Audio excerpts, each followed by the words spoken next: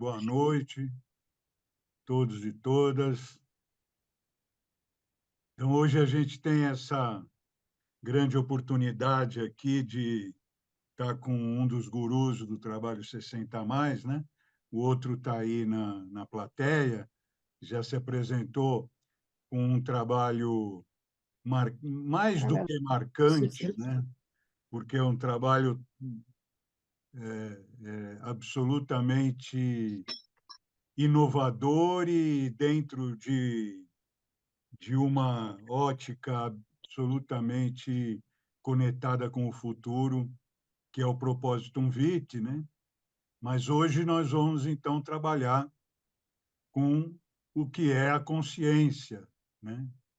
Com esse outro nosso grande guru do Grupo Trabalho 60 a mais, né? Você vê que o Grupo Trabalho 60 a mais é realmente privilegiado. A gente está aqui com uma turminha praticamente todos os Trabalhos 60 e, e a gente tem essa honra de poder receber, como recebemos também a Ana mais de uma vez, né?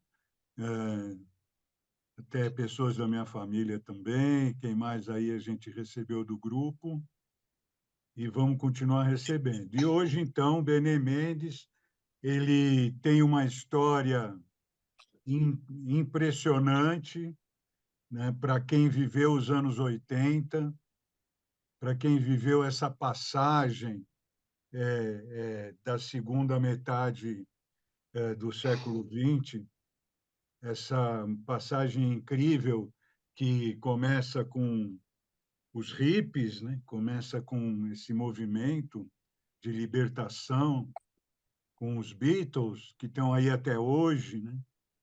E, e abre, então, grandes portais, ao mesmo tempo também que aqueles que dominam o poder, que criaram um sistema fechado de poder, também recrudesce o terror que eles praticam, uma vez que eles estão vendo que já perderam a parada da humanidade, como a gente pode ver até pelo que com certeza o Benê vai dizer aqui. Então, essa trajetória do Benê maravilhosa, que coincide com, para mim, né, com a minha vida também, né? O Benê é um pouquinho mais velho que eu, hein? Uns dias mais velho que eu. E, e mas a gente viveu a mesma época e o Benê produzia aquilo que eu assistia, tá bom? E eu, hoje aqui, né, vim a conhecer o Benê, vim a conhecer também o Tato Fischer, no nosso grupo também, que trabalhou também junto. E, enfim, para mim é muito encantador tudo isso. Então, vamos deixar agora, parar de falar bobagem e deixar o mestre Bené Mendes falar desse tema que ele trouxe, da consciência, né? E falar da arte do guerreiro, da arte de não sofrer do guerreiro. Falar do que ele quiser falar, porque vai ser bom de qualquer jeito, né? Boa noite, Marco. Seja bem-vindo. E Boa noite. vamos então ouvir o nosso queridíssimo Bené Mendes. Meus amores, boa noite. Primeiro, eu quero agradecer as palavras do Sérgio e dizer que o que eu vou fazer são ilações. Pode chamar de filosofia, piração, falta do que fazer, baboseira e tudo mais. Fiquem à vontade. E saibam que vocês sempre vão ter razão. É um pouco de tudo isso. E é uma provocação também. Agora, depois que eu aceitei e propus esse tema, sinceramente, se eu pudesse, eu não estaria aqui hoje. É verdade. Por quê? Porque é um assunto espinhoso. Porque não é só dizer é isso ou aquilo. é algo que hoje me intriga demais, a questão da consciência. Eu acho que, assim, como eu entendi o processo, eu vou falar 50 minutos, 40 minutos, uma coisa assim, e depois abre para a gente conversar. Por gentileza, anotem dúvidas, sensações, coisas que eu falei que vocês absolutamente não concordam. Por quê? Toda essa atitude de vocês vai me ajudar a pensar mais nisso que eu estou buscando entender, a questão da consciência. Agora, no final, só não vale me ofender, né? Mesmo que eu mereça, combinado? Bom, eu estou aqui para pensar com vocês, para provocar vocês. A partir da arte do não sofrer e da sua proposta da consciência expandida, corpo-mente, tenho já um bom tempo buscado entender essa questão. Mas, de fato, nem a filosofia, nem a ciência, nem as religiões parece que me dão uma resposta que eu diga, pronto, é isso, é isso.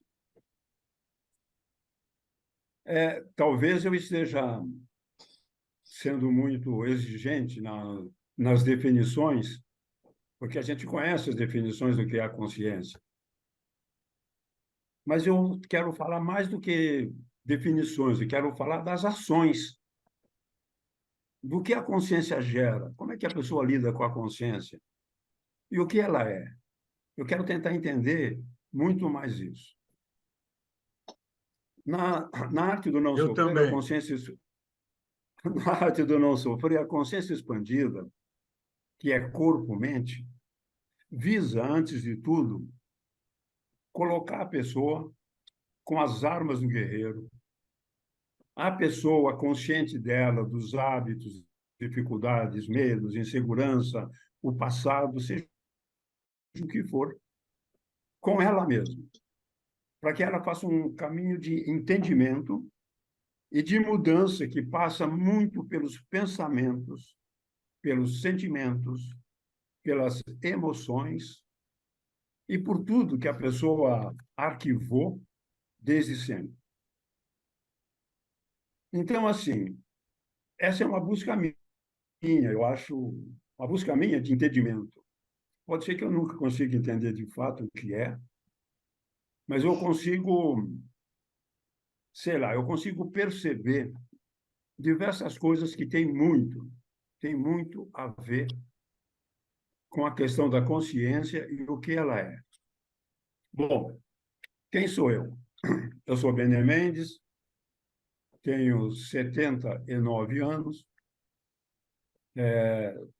sou profissional de teatro, de eventos, de produtos culturais há 51 anos, desde 1972, terapeuta, culturista, medicina complementar, muitos cursos, livros da medicina alternativa, esotéricos, tudo que caía na minha mão dessa área, eu lia com uma curiosidade imensa, sem uma crença absoluta ou absurda, mas com o sentido de entender o que se fala, independente da minha aceitação, até da minha compreensão de muitas das coisas que eu participei, realmente não entendi, não me tocou de alguma forma.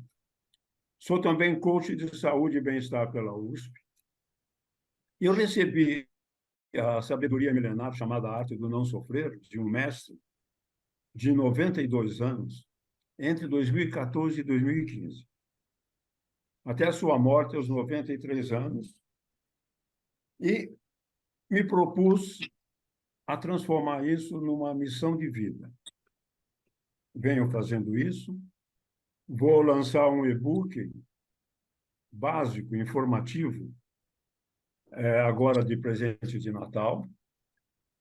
E ele fala do que vai ter no livro que eu devo lançar em março. Porque essa sabedoria, ela não não foi sistematizada, digamos assim. Essa sabedoria não foi passada foi sempre pela forma oral, familiar e tal. Tanto que o meu mestre, quando veio para o Brasil aos 18 anos, ele trouxe um bambu sagrado, porque eles tinham uma cerimônia de transformar o bambu em sagrado, que estava há 400 anos, mais ou menos, na família. Então, ele chegou no Brasil em 1944 e, pensando em trazer essa sabedoria, mostrar, passar para as pessoas e tal. Mas a vida é a vida, né? A vida acontece enquanto a gente está fazendo o planejamento. E ele não conseguiu. Casado, filhas e tal, não conseguiu, as filhas não se interessaram. Então, ele estava ficando com isso, com ele. Eu, numa exposição que eu fui produtor da exposição, um cara, amigo meu, chegou e falou: esse é o Bené Mendes, ele é produtor de teatro, diretor, ator, terapeuta. Encheu a bola para uma japonesinha que estava com ele. Aí a gente conversou um pouco, ela falou assim: você quer conhecer meu pai? Eu não entendi bem, achei que era muito cedo, tinha acabado de conhecer, mas sei lá. Falei, claro. Ela falou: meu pai trouxe uma sabedoria do Japão e até hoje não conseguiu passar essa sabedoria. E ele está velhinho e diz que a coisa que mais ele se ressente é de que isso vai morrer com ele. Bom, marcamos um dia, fui lá, conheci o velhinho, é maravilhoso, uma figura absurda de um poder com o tempo, de um estar baixinho. E fechei com ele, não vou contar tudo, porque muita gente aqui já conhece. Fechei com ele e comecei a frequentar esse mestre por quase 10 meses, às vezes 3 dias, 4 por semana. Depois da morte dele, pediu para que eu esperasse entre 8 meses e um ano para poder falar sobre essa sabedoria. Ele era budista e disse que era para que a alma dele fosse, para que a energia dele fosse, a consciência dele fosse, que é isso que nós vamos falar um pouco hoje, e ele se liberasse desse estar aqui, nessa dimensão. Bom, mas a questão da consciência expandida, corpo e mente, trata de um trabalho para se conhecer. Nós temos hoje 7 sentidos, não são mais 5. Tem um sentido do cérebro com todos os nossos órgãos e do cérebro com todos os nosso franzir de testa, nossa impaciência que balança a mão, qualquer coisa que a gente faça, está arquivado. O cérebro sabe o que é e vai te dar mais disso. Então, todo o trabalho hoje dessa consciência expandida é para você desmontar essas questões dos hábitos, de como você pensa, dos seus pensamentos, das suas emoções, de reclamar do passado, das dores, enfim, estar atento a você, suas atitudes, pensamentos, sentimentos, emoções, abandonar o passado no passado, não reclamar, agir com gratidão, generosidade e respeito por tudo e por todos.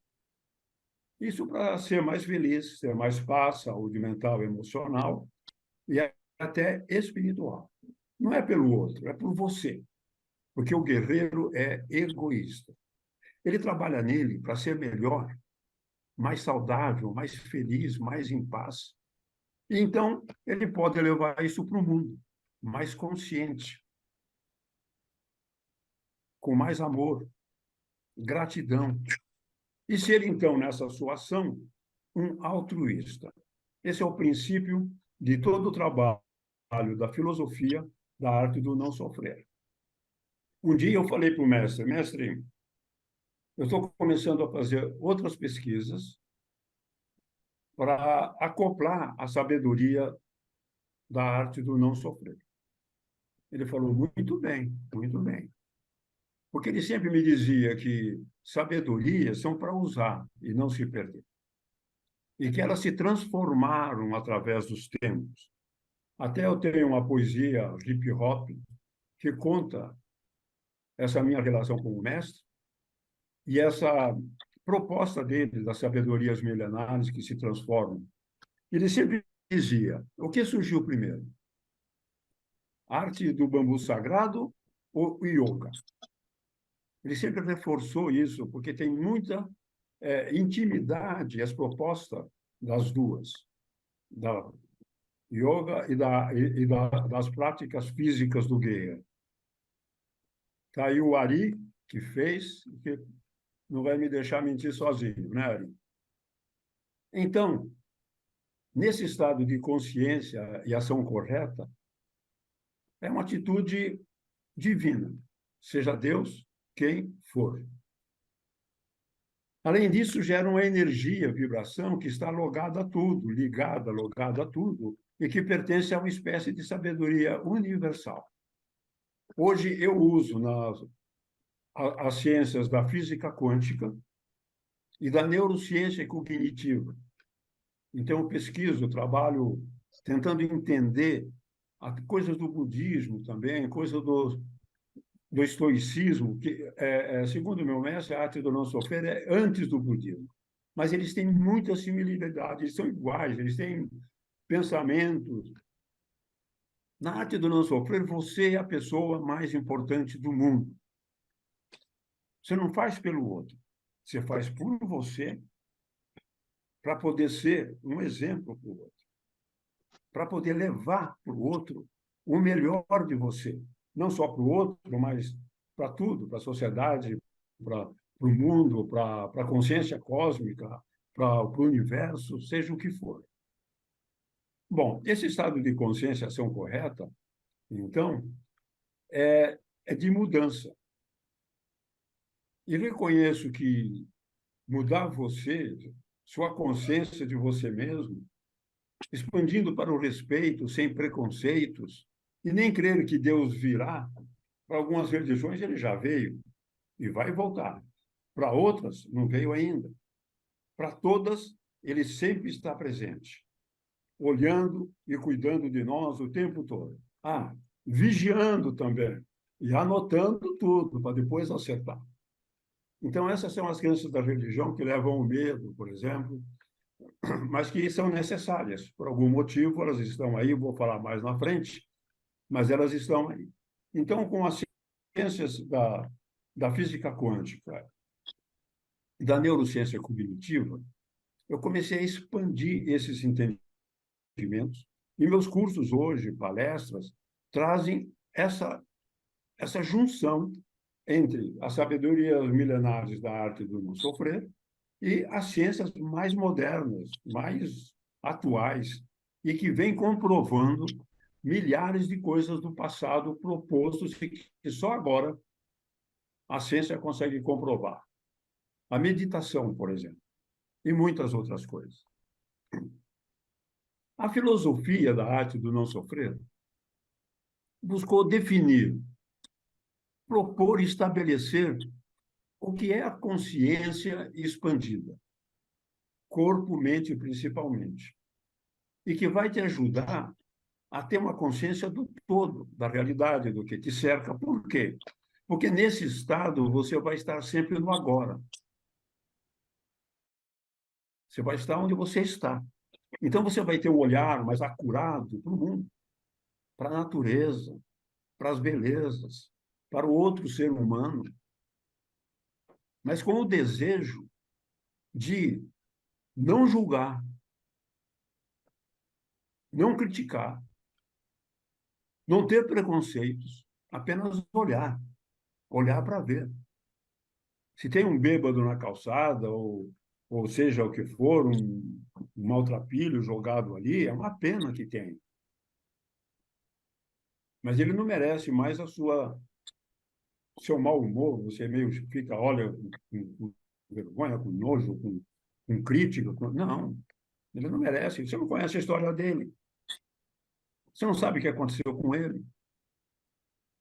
Pode ser que ele seja um viciado que chegou ali, pode ser que não seja isso. Independente do que seja, é o que ele é nesse momento. E toda a sociedade tem uma certa responsabilidade com aquilo que a gente está olhando. Claro que se mudar o indivíduo, muda a sociedade, mas isso estamos a caminho, eu acredito. Então, a filosofia da arte do não sofrer tem alguns parâmetros, e que, sem nenhuma religião, mas acho que tem um fundo de religiosidade. O Sócrates, por exemplo, dizia: busca da consciência de si, conhecer-te a ti mesmo. Essa é a consciência. Paulo Freire, para mim, chegou um pouco mais perto. Consciência de si e da realidade concreta. Também acho legal. Marx incluiu o outro. Consciência do outro, das dificuldades, do social. E Rousseau também. Ele usou a expressão fundamento moral. Vou falar depois sobre essa questão do fundamento moral, dos medos pela religião. Mais tarde a gente vai falar disso, ainda hoje. Já para Freud, é integrar o psiquismo. Quando a pessoa está acordada, consciente de si, de suas ações e do que o cerca. Isso é integrar o psiquismo. Existe na arte do não sofrer a proposta da magia da manhã, que acontece, segundo a neurociência, quando você acorda. Aí você liga o consciente. Esse momento é o mais importante do seu dia. Suas atitudes nesse momento de ação, de gratidão, a respiração, o sorriso, o exercício, alguma leitura, o silêncio e a atenção em você mesmo ao receber o novo dia com gratidão pode transmutar o seu dia. Como você acorda? Correndo porque está atrasado, reclamando, impaciente? Perdeu a magia que você poderia colocar no seu dia. Este será mais um dia de tensão, de repetição, excesso de pensamentos com o passado, o presente, misturado. De fato, faltou entender que a consciência se faz ao acordar. Então, essa magia da manhã vai lidar também, como diz a física quântica, com a sua energia vibração. Vai alterar esse estado. Vai te preparar com o sorriso, com a pequena meditação, com respiração, com a leitura, vai se preparar para um dia que, de fato, merece o nome de presente. É um presente que você ganhou. O acima é essência, e fala de você ter consciência de seu estado ao acordar. Eu venho tentando entender o que é a consciência. Como se forma? É fixa? Fluida? É corporativa? Ou é livre? É ética? Ou de interesses? É cega ou consciente? É movida pelo nacionalismo ou pelo humanismo? Em relação ao seu país, em relação a diversas coisas. Quanto mais busco entender e faço perguntas, menos compreendo de fato. Mas isso é para mim um imenso prazer. Como se manifesta? Na atitude correta ou baseada em crenças, países, dogmas, interesses, aspectos morais e outros? As religiões dos profetas que falaram com Deus e trouxeram os ensinamentos ditos sagrados propõem ações que, para mim, a meu ver, para um Deus, são absurdas. Mate os infiéis e ganhará 200 donzelas no paraíso. Mas o homem-bomba morreu também. Não comer carne um certo dia. fazer jejum ou só comer algum tipo de alimento, se abster de trabalhar ou outros ensinamentos e práticas, no seu país e por preconceito, se abstém de criticar e aceita atos os mais diversos. Muitos falam em nome de Deus, que é o Criador. E o pior é que a história mostra que quem for contra religiões, crenças arraigadas, e até contra preconceito, seja qual for, ou criticar ações de seu país, seu grupo, você será considerado inimigo. A história mostra isso. Sócrates, Cristo, Galileu Galilei, Giordano Bruno. Acho que vocês já ouviram falar de Spinoza. 100 anos antes de Rousseau, em 1656, defendeu o conceito de que defendeu a postura de que o conceito de Deus estava errado na Bíblia, no Torá, no Alcorão, em todos os livros que traziam o conceito do Deus, o Criador, e formas de referenciar esse Deus para ganhar o céu e outras benesses, para cumprir com uma proposta religiosa. Não quer dizer que a resposta religiosa seja uma resposta, a sua resposta religiosa seja uma resposta, digamos assim, que eleve sua alma, digamos, ou coisa assim, ou a sua espiritualidade. A oração ajuda? Ajuda. Diversas coisas ajudam. Mas a gente fica muito refém de propostas feitas pelos... Vamos falar disso ainda. Mas voltando a Spinoza, os sábios rabinos da época queriam que Spinoza voltasse atrás, que ele dissesse que estava errado. Ele não voltou. E foi condenado ao abandono total pela sociedade judaica na época. E se alguém falasse ou ajudasse Spinoza, teria a mesma pena. Ele morreu pobre, doente e abandonado. Sua afirmação é que Deus era a própria natureza. Tudo é Deus. E Deus é tudo. Spinoza também dizia que tudo tem uma consciência, inclusive o universo. Alguém leu A Vida Secreta das Plantas? Pois é. Hoje as ciências comprovam que as plantas têm consciência e até inteligência. E têm sensações de dor, prazer, medo. No solo de uma floresta, principalmente, tem uma internet em associação com os fungos, numa rede de informações absurda, de troca. E elas, as árvores todas, buscam uma forma de crescer e um buraco no espaço em que ela está crescendo para lançar suas sementes, para que elas não se percam. Enfim, a natureza tem consciência e tem inteligência. Pois é, se as plantas sentem medo, dor, se comunicam, são uma consciência. E precisamos vê-las diferente.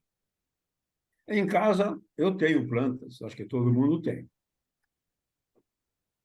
Ela fica bonita, principalmente se você cuidar dela, falar com ela. Ela fica mais bonita, saudável e forte, cresce mais rápido. Mas no vaso são uma espécie de prisioneiras. Não é para vocês pararem de ter vasos e flores, não. Como eu estou abordando aqui a questão da consciência, quero falar da consciência das plantas. Então, ela não tem como se comunicar com outras quando ela está no vaso. Falta o solo, os fungos e outros. Mas ela sente o ambiente, sente o nosso cuidado. Mesmo sendo, nesse estado, uma consciência alojada do seu mundo, sei lá. Como tudo é energia, ela, acho, recebe e transmite isso. As plantas são ornamentais, mas na natureza são mais. São parte integrante e completa do todo. No vaso, não sei. A ciência da física, as filosofias e outras tentam provar que o nada existe. Mas ainda não conseguiram. Pensar no nada e que ele existe é difícil.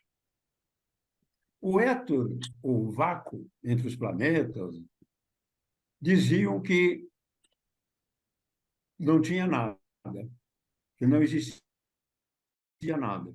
Mas se fosse nada, a luz não teria sustentação, nem o som para chegar até a Terra.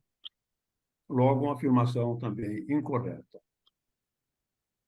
Eu estou tomando essas coisas para mostrar a grandiosidade do todo, para poder discutir a compreensão do que é esse todo, o que é esse universo.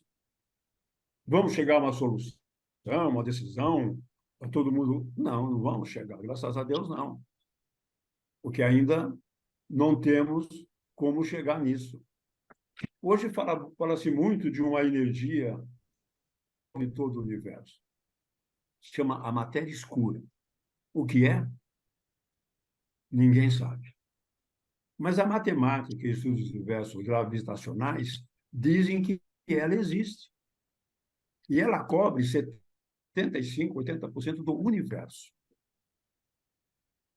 Será uma manifestação de Deus? Ou é mais um mistério do desconhecido? E o que ela faz? Ela mantém tudo interligado. Será que ela é a consciência universal?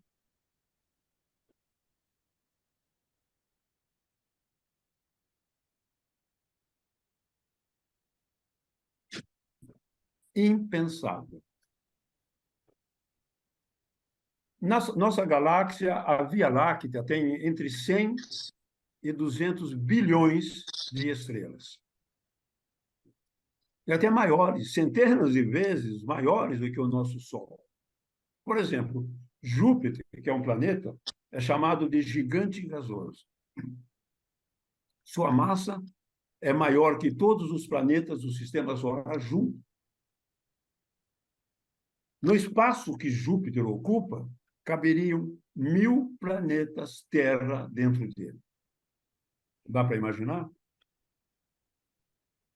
Eu estou indo para esses absurdos para a gente poder pensar na consciência, a consciência universal, a consciência de Deus, a existência de Deus, as propostas, é para tentar entender um pouco disso. Talvez eu esteja indo longe demais, talvez é só bobagem, mas eu acho importante levantar essas Questões. realidades, essas verdades que as ciências hoje comprovam. Nós somos uma entre centenas de bilhões de galáxias. Algumas com 2 centenas de bilhões de estrelas. Como pensar num criador de tudo isso? E mais, como lidar com essa grandiosidade? Por isso, as religiões explicam. Mas existem milhares de deuses e crenças. Fica difícil definir qual é o Criador. Então, mesmo com essa dificuldade, as religiões seguem seus profetas e propõem ética, controle, poder, orações, perdões e dízimo. Está tudo entrelaçado. O Big Bang é a teoria mais aceita da criação do universo. Diz que foi uma expansão repentina e violenta de uma partícula extremamente quente. Isso a 14 bilhões e meio de anos. A Terra tem 5 bilhões e meio. Foi criada 9 bilhões depois do universo ser criado. Mas o que era antes essa partícula? Ninguém consegue explicar. Alguns dizem e tentam provar que era o nada. Para o nosso entendimento humano, por mais brilhante que seja a nossa mente, de onde veio esse nada? Se sempre existe algo, um princípio em tudo, não conseguimos alcançar esse entendimento e nem é possível aceitar a ideia de um Deus que é a nossa imagem e semelhança. Ter um Deus que tudo criou é cômodo. Dizer que ele vai condenar você, que administra a sua vida, e que usa a eternidade, 14 bilhões e 500 milhões de anos, pelo que a gente sabe, para ficar cuidando da gente, para ficar vendo nossos defeitos. Dizer que ele é a nossa imagem e semelhança é uma prova cabal da prepotência humana. Esse Deus, ou seja o que for, essa consciência cósmica, criadora de tudo, iria gastar a eternidade para nos vigiar. Outra pergunta que fiz: qual Deus criou tudo? Qual Deus criou tudo? Porque são tantos deuses. Eu tenho uma certeza: o homem criou Deus. Se você acredita, se você me perguntar, você acredita que em Deus e que Deus existe? Eu digo sim. Olha só que absurdo. De tudo que eu falei, eu digo que sim, eu acredito. Eu acredito que ele existe sim. Como assim, vocês podem perguntar? Pois é, a física quântica prova que tudo é energia. Se bilhões acreditam em Deus, isso gera uma egrégora de energia, de força, que pode realizar milagres. E até me consolar no momento de dor e sofrimento, que eu divido com ele. Então, essa é a minha crença.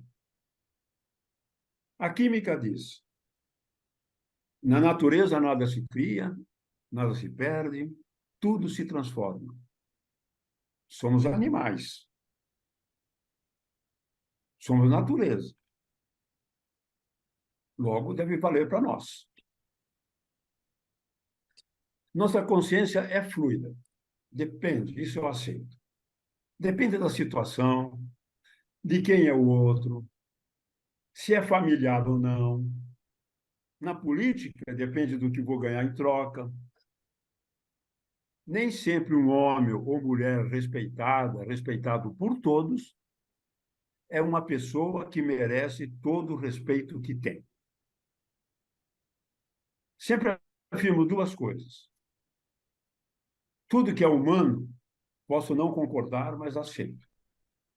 Outra é que, de perto, ninguém é normal. O que é a consciência de uma pessoa? É uma atitude correta em um momento e outra nem tanto em seguida? Einstein é unanimidade. Brilhante. Mudou a física e trouxe luz e entendimentos que mudaram tudo. Esse é o cientista do Prêmio Nobel. Mas e o homem? Ele era físico. Isso é, fazia abstrações, isso é filosofia. A matemática é que prova essas abstrações. Ele não era um grande matemático. Sua primeira mulher era gênia em matemática.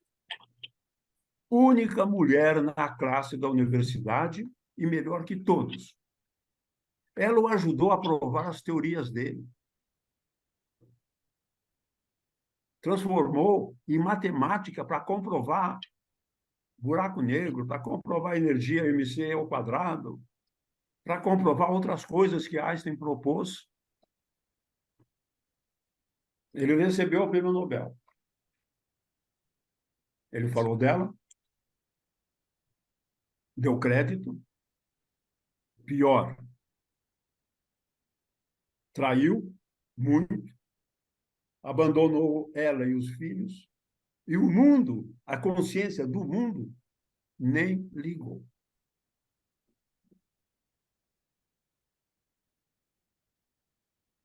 Ele teve consciência ao se posicionar, por exemplo, contra o nazismo. Se alguém como Einstein agiu assim, dividido, com e sem consciência, imagine quantas ações em que a consciência não interessava ou não interessa a uma pessoa. Que a consciência não estivesse presente ou fosse transformada no interesse, num ato sexual, num roubo, qualquer coisa assim. Essa atitude acontece na vida de todos. Digo sempre, respeito à obra, desconfio do homem. Homem aqui, homens e mulheres. Enfim, porque citei a química, foi para fechar uma crença que eu tenho. Já que tudo é energia, vibração, está em mudança o tempo todo, então, o que é a consciência? Acho que a consciência é energia e vibração.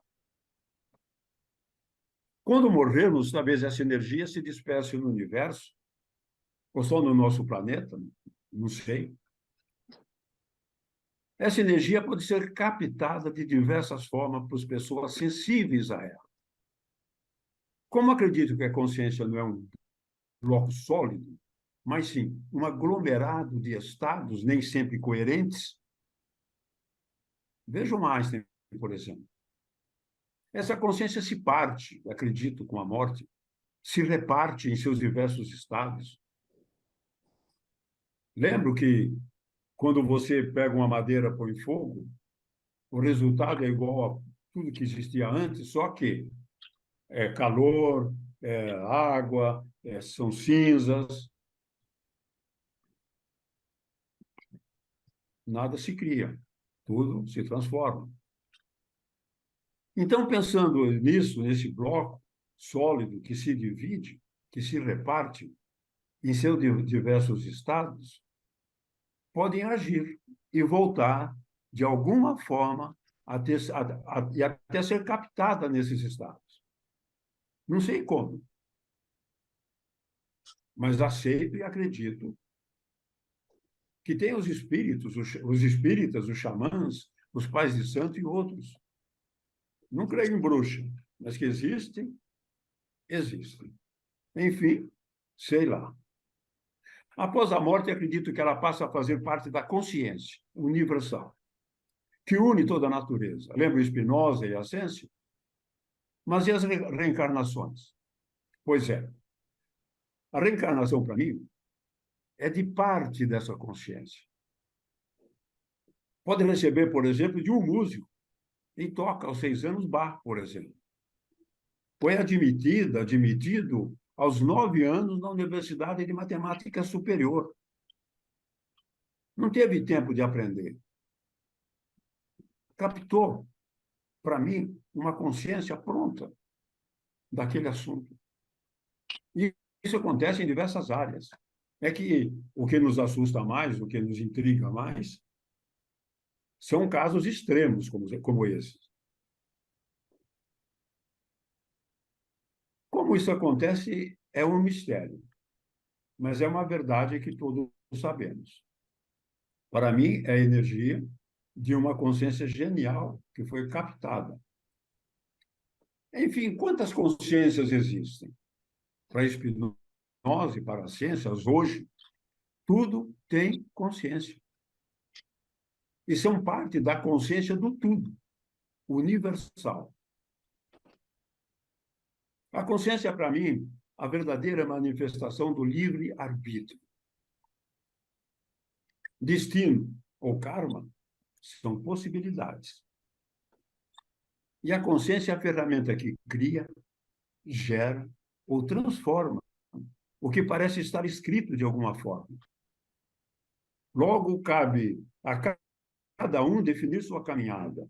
Como faz, depende de muitos fatores, e nem temos noções de todos. A consciência como se forma é outro mistério. Numa mesma casa, diversas consciências, entendimentos e ações. Ela independe de sua formação. Você pode ser analfabeto, com uma consciência brutal de tudo. Ou um doutor inconsciente do outro, que usa a consciência em uma coisa e não usa em outra. E ela pode ser, como eu percebo, criada, mudada, alterada, drasticamente por você mesmo. Isso é a arte do não sofrer. Essa é a proposta. De tal forma que você age com qualidade e respeito, e amanhã age diferente. Você é responsável. Ela, ou seja, nós, talvez precisemos de um Deus, de leis e propostas éticas, de limites e castigos aqui e no pós-morte, para que a humanidade, não o resto da natureza, a humanidade, não o resto da natureza, tenha uma ordem e consiga, então, impedir que esse livre-arbítrio, acho que a consciência é a maior prova da existência do livre-arbítrio, fosse um caos muito maior do que já é. Com tudo que existe para manter a paz, o respeito, unir os preconceitos e ter órgãos internacionais para gerir o mundo, desde sempre, os seres humanos, os países, os poderosos, as ciências, as religiões, a cobiça, a busca de poder, a ganância e tudo que é humano e que eu respeito, trouxe o pior e o melhor de si mesmo para o mundo. Para terminar, eu quero confessar. Eu tenho dó de Deus. Tantos falando em nome dele, poucos respeitando quem ele é, ou admirando a natureza de tudo e em tudo. Essa imensa grandiosidade do universo, essa sabedoria, movidos por crenças as mais diversas, interesses, defesa de privilégio, sem se importar o outro, prevaricação e corrupção. E muitos que assim agem têm todo o respeito da sociedade. São homenageados, recebem láureas, são tidos como grandes pessoas maravilhosas. É isso que vem dela. Mas, como eu disse, a obra é a obra e o homem é o homem. Tudo que é humano, posso não concordar, mas aceito. De perto, ninguém é normal. Os deuses que mais influenciam a consciência humana, esses deuses, tenho certeza que existem, são o sexo e o dinheiro, que geram uma distorção de quem você é, em que você fica preso nessa armadilha do poder da grana, do poder do sexo, da necessidade, e se perde. Mas você pode ser um pai maravilhoso, um marido maravilhoso, uma esposa maravilhosa, um executivo bacana, mas está dividido. Isso só para confirmar aquilo que eu disse, que a consciência são feitas de blocos. E elas são construídas de acordo com tudo que existe da realidade em torno de nós. No fundo, só olhamos para Deus com um certo medo, e muitos só se arrependem no leito de morte. Como se Deus fosse aceitar isso como se Deus fosse um calhorda feito ele.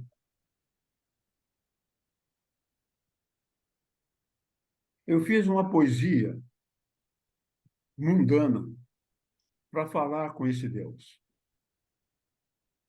que é assim, é a última coisa para a gente terminar. Deus, Deus, fico até triste, porque tenho muito dó do Senhor. O mundo inteiro falando em seu nome como sendo o Salvador. Não você, o Criador de tudo, mas eles todos, num tom usurpador. Sabem tudo o que o Senhor pensa, como age e distribui seu amor. Tenho dó também de todos os homens, que ao nascer já é um pecador. Em todas as religiões, crenças e muitas doutrinas, sem sentido ou amor. Até nos campos de futebol, apontam para os céus. O Senhor fez o gol? Olho e não vejo nada. É só um homem e as religiões buscando o Senhor.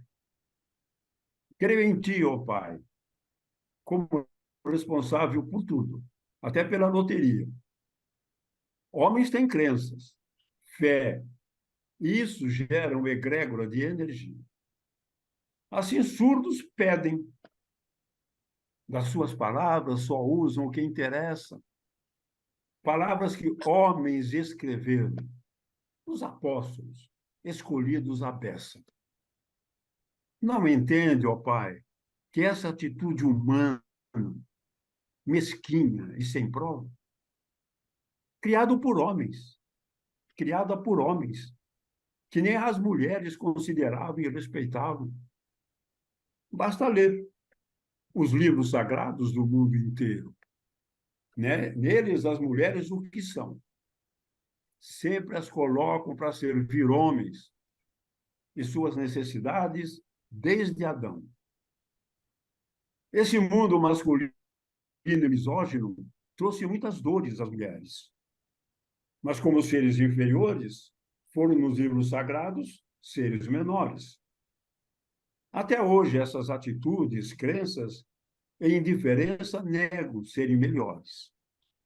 Uma luta para participarem de tudo. Estavam segregadas no mundo. Duvido que isso veio de sua voz, Senhor, que dizem que criou tudo com amor. Dizem isso em parábolas, epístolas e outros mais. Amor até pelos animais. Só a mulher e o outro que é diferente, cada livro valoriza só eles, os iguais.